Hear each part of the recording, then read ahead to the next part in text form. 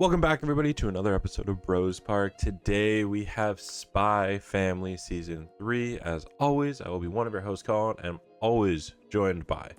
Yours truly, Jeff. How's everybody going?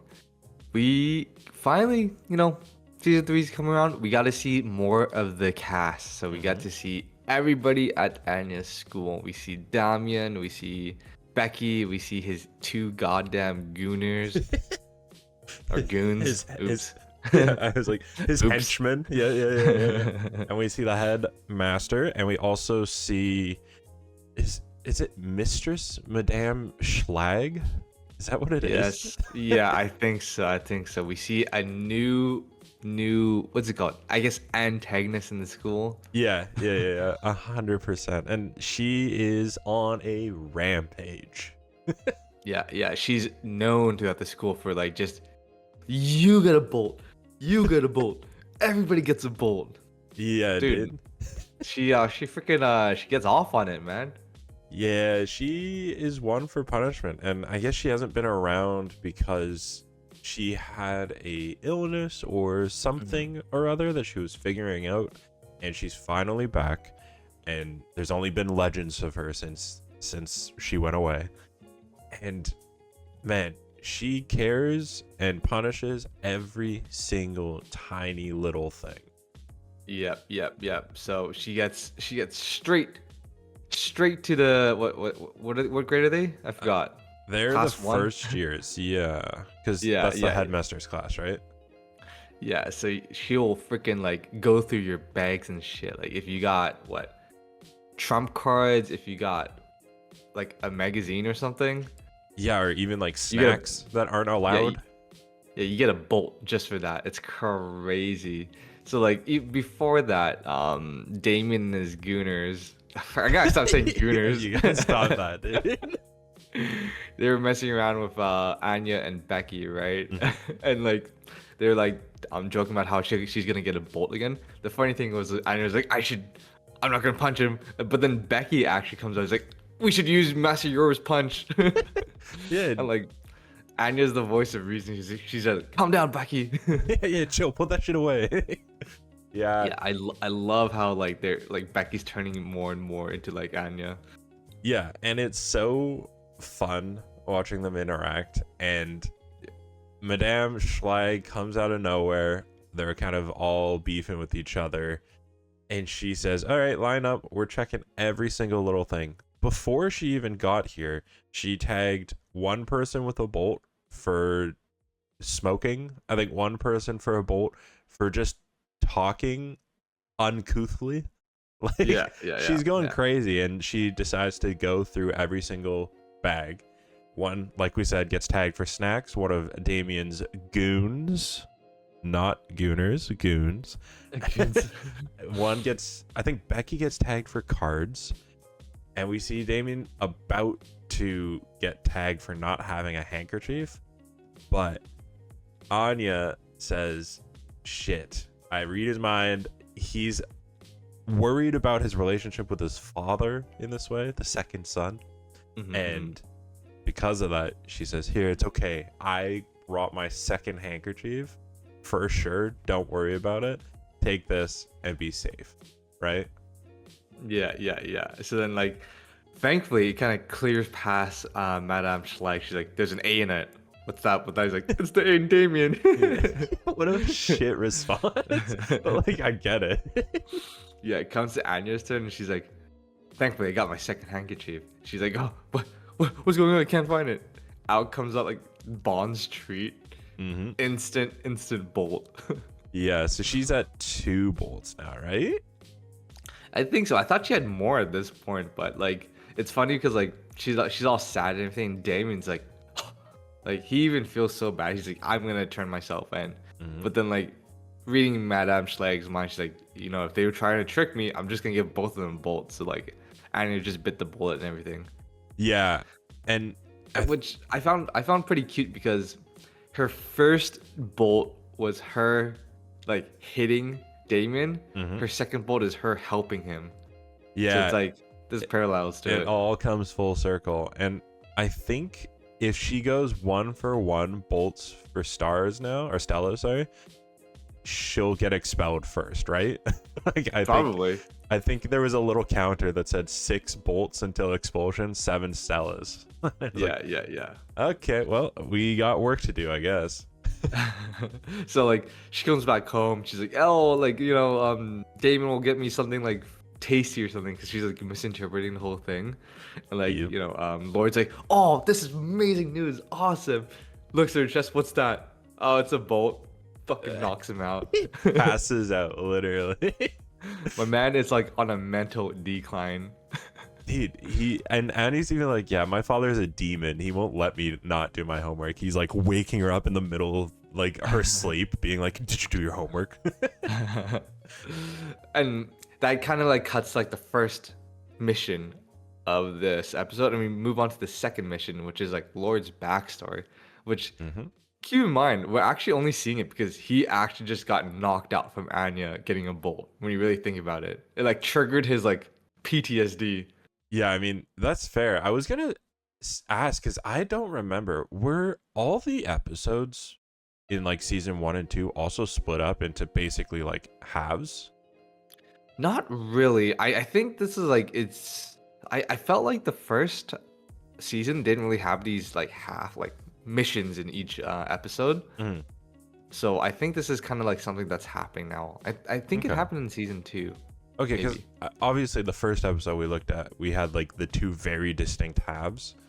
And then in this one, we also have 2 very distinct halves. So I was just kind of curious. I was like, I wonder if they're going to go with this for the whole season. Because I remember the episodes where like there's a legit plot going along and you get like everybody's like perspective on it, right? But now it's like legit like set small story, small story. Which it's is like more, different storylines, which I don't mind. I don't mind. I still enjoy it. So we actually see like, this is I think the first time we see Lloyd's backstory too. We see little kid Lloyd. Initially we didn't know who he was, but it's pretty obvious, right? He's playing like in an abandoned warehouse with his like 3 other friends, and they're basically playing East versus West. Yep, they're playing war, and you know, obviously, I forget what side he's on. He's on the west side, I think. He was on the west side, I think. Yeah, and they are basically just playing 2v2 war, and obviously Lloyd's side always wins every single time. And he has a nickname with his kid buddies. Is it like tactician or something? It's like tactician or advisor or something. Advisor, Something like yeah. Like in the strategic round. So you actually like in this game you kind of see his affinity towards like warfare, right? Like he's like a step above everybody else. Yeah, the other kids always get stomped on, and they're just playing games. They're having a fun time, and that always has to come to an end when Loid and the kids leave the warehouse that they've kind of found to be their special hiding place away from everybody. And Loid gets home, and for the first time seemingly in a while, his father is there, which isn't a good time for him. Dude, and his dad's like freaking Eisen, man. Dude, Every time I hear that voice, it's legit. Oh shit, it's Eisen. Eisen just shows up in your fucking living room. Well, he shows up and he's just a hard ass. Like, he's all about the studying and no playing games.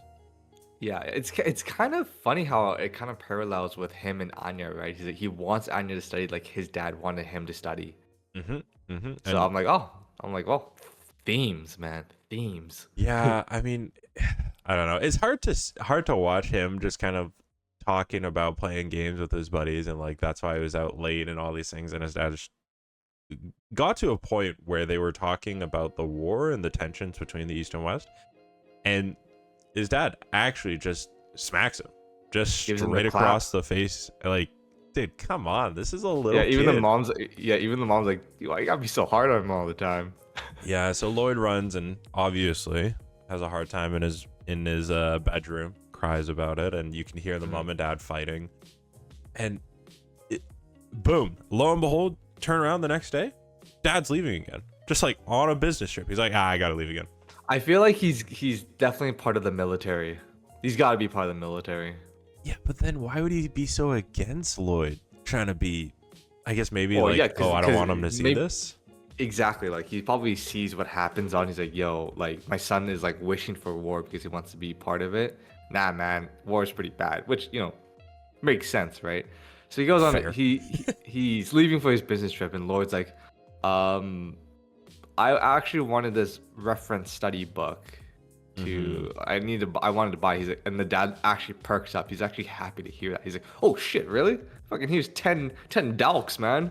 Go get it. Yeah, dude, you want to fucking study? I will pay for anything. But lo and behold, it wasn't for studying. It was because the day before, Lloyd got angry and smashed his rubber band gun. So he wanted to buy more equipment for his military more soldier games. kits for the game. Yeah, and this is like the first time you see like that tinge of like guilt in Lloyd. Even there's like a black screen saying I lied, and like you can actually see like a perfect smile when he says it. So like he's really good at like deception. Yeah, this is, I assume, the first plants of the I'm perfect for being a spy. Because like, if he can like trick his like hard ass dad, like this is pretty good for a kid, man. Yeah, and he goes and he buys those, and he still feels the guilt and the shame of having lied to get the way, and he buys the guns anyways, regardless, and he has some fun with his friends, but then he leaves that situation. No, like he didn't even have any fun. Like he went in with the kit and he's like, I gotta go home. He just in his mind he just couldn't play with them because he was just guilt ridden, right? So yeah, you see a lot of like Lloyd's like morality. He's got high ethics and standards there. Yeah, so he doesn't even play with the guns, but he does head off and he heads towards home, but he stops at the croquette store, right? The old lady there. And he talks about the East and the West with her, and she's like, oh yeah, like I got cousins that live there. And he's like, oh, like isn't people from there devils with like horns growing out of their head?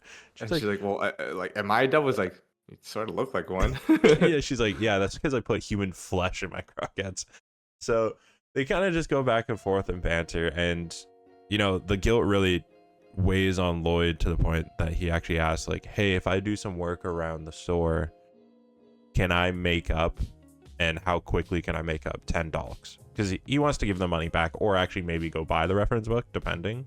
Yeah, he wants to just have a talk with his dad and like kind of like probably like explain to him what happened because of the guilt. But then like as he's looking up, you see, I thought the scene was beautiful. You just see like a bird flying through the sky, bird dips, and freaking you see a missile. Like, god damn, dude.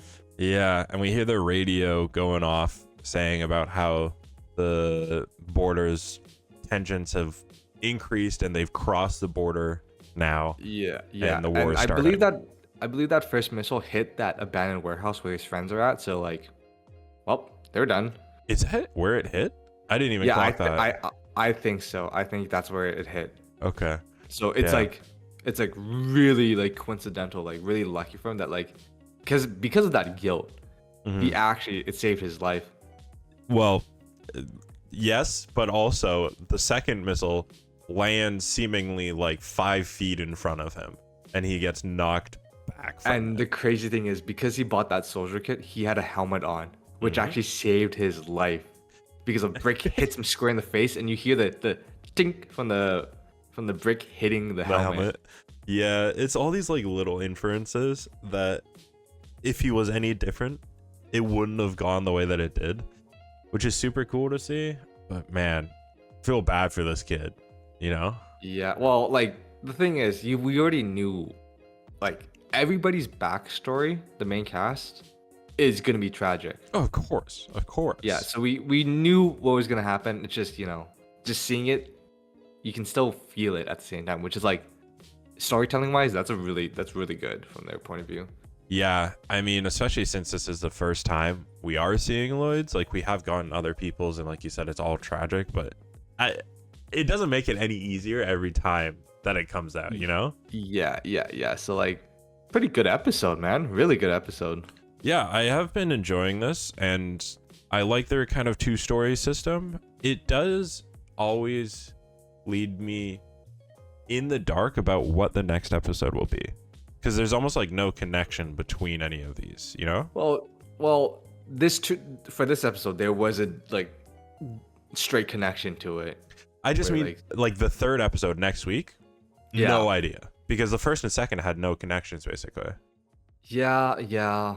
I don't know. Maybe it might be like a big plot for that episode, and it just split into two parts, right? I don't know. We'll see. Yeah, It's we'll not that see how big it of a goes. deal. So No, I like being in the dark and not knowing right away, but we'll have to see how the season continues and if they continue with this trend. But let us know down in the comments below what you thought of the episode, what you think of this whole trend and everything else. Leave a like, hit that sub button, and thank you all for tuning in. Until next time, we will catch you later. Peace. peace, guys.